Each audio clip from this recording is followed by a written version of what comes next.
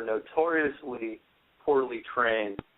What's a way that a recreational tennis player can begin to take their fitness more seriously so they can perform better and have fewer injuries? Well, Bill, always get back to that saying of, don't play to get fit to play. And that's one of the main reasons why a lot of recreational players get injured is because, they're basically playing to get fit, and they're going from basically sometimes nothing to running around chasing a furry little yellow ball around the court. That's one area I try and, preach when I speak about fitness and conditioning for recreational players is first of all, build up a little bit of fitness.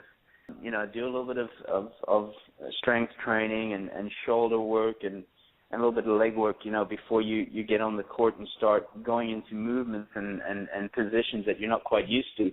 The number one thing as well is flexibility, stretching before you play and a cool down stretch after you play. Those are the little nuts and bolts that are just holding the body together. So, you don't see people doing that enough, and that's one of the main reasons why we're seeing unfortunate little injuries like shoulder tears and rotator cuff injuries and knee and ankle injuries. All you weekend warriors, go through a 10-15 minute stretching routine beforehand and afterwards, because otherwise you're going to tighten up after having played.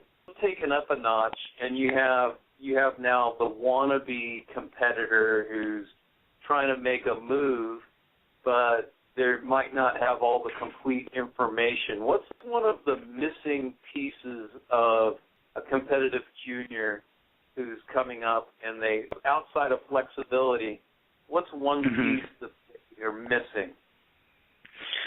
Well, definitely, the game is getting more and more physical. So movement is definitely one area that needs to be taken more seriously. You hear a lot of people talking about it. The kid's got to improve his footwork. He's got to improve his movement. But you never really see anything done about it. You might see some live ball drills, the coach feeding some balls and the kid running side to side. But specific footwork, specific movement, teaching the patterns of the game. The game is 80% lateral, but you're seeing a lot of these physical trainers and fitness trainers doing mostly linear work, forward and backwards. As you know, the game has become mostly a baseline game right now, the singles, of course. Getting back to your question of, stepping it up to now the more competitive level, I would say definitely movement is training specific movement, because that's where the game is right now. 4 goals.